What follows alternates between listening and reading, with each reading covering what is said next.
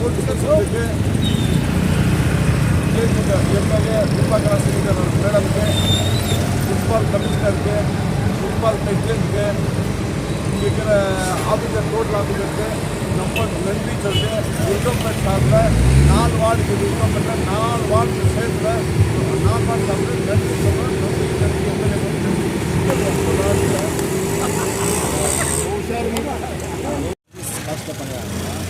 Saibaba temple to Ambedkar statue MLA madam பண்ணி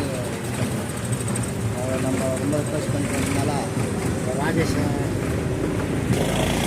பண்ணிட்டு main road நம்ம ஏரியாக்கு போகிறோம். மெயின் ரோடு சார், இந்த ரோடு எங்கெங்கெல்லாம் கனெக்டிவிட்டி ஆகுது சார்? இது ஆந்திரா விகோட்டாக்கெல்லாம் தமிழ்நாடு எல்லாம் இது இந்த ரோடு கனெக்டிவிட்டி. ஸோ எவ்வளோ ப்ராப்ளம் பண்ணதுனால ஃபஸ்ட்டு பண்ணியிருந்தாங்க மேடம் வந்தோம். ஃபஸ்ட்டு வந்தப்போ பண்ணியிருந்த ரோடு தாங்க இது. அங்கங்கே சிங்க் ஆகிட்டு ஃபுல்லாக இதாகிட்டதுனால திரும்பி இது 2 இயர்ஸ் பிஃபோர் பண்ணியிருந்த ரோடு அது ஃபுல்லாக சிங்க் ஆகி போயிட்டு இருந்தாலும் திரும்பி மறுபடியும் மேடம் வந்து இது பார்த்து ரொம்ப மோசமாக இருக்குது, ஃபஸ்ட்டு இந்த மெயின் ரோடு பண்ணிட்டு முனிசிபாலிட்டி கமிஷனர் ஏடிஎம்லாம் சொல்லி திரும்பி 38 lakhs மேடம்ஸ்க்கு ரொம்ப தேங்க்ஸ் சொல்லுவோம் நாங்கள். ஏன்னா இப்போ இதுவும் பண்ணித்தரங்க, இப்போ அந்த மெயின் ரோடும் பண்ணுறேன்னு இப்போ ஃபஸ்ட்டு இது இந்த ஃபண்டில் இப்போ இது பண்ணி வச்சுக்கிறாங்க.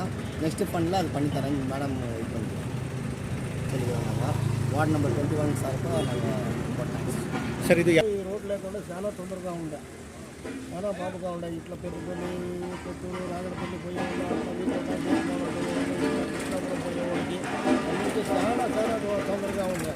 కానీ ఇప్పుడు ఇది చేస్తూ ఉండేదానికి మేడంకి చాలా థ్యాంక్స్. చాలా ఢిల్లీగా పని చేస్తూ ఉంటారు.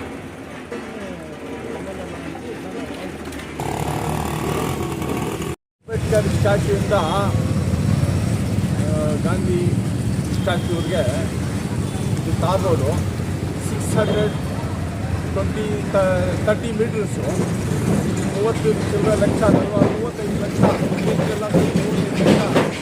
ರೋಡ್ ಕಂಪ್ಲೀಟ್ ಆಗಿ ಮೆಟ್ಲಿಂಗ್ ಮಾಡಬೇಕು. ಸೆಂಟರಲ್ಲಿ ಸ್ವಲ್ಪ ಜಾಗ ಇಲ್ಲಿ ಒಂದು 100 ಮೀಟ್ರಿಗೆ ಮೆಟ್ಲಿಂಗ್ ಮಾಡಿ ತಾರ ಹಾಕಬೇಕು. ಟೋಟಲ್ ಆಗಿ ತಾರ 600 ಮೀಟ್ರ್ ಇದು ಮುನ್ಸಿಪಾಲ್ಟಿಯಿಂದ ಪ್ಯೂರ್ಲಿ ಮುನ್ಸಿಪಾಲ್ಟಿಯಿಂದ ತಾರ್ ರೋಡ್ಗೆ ಆಗಿದೆ.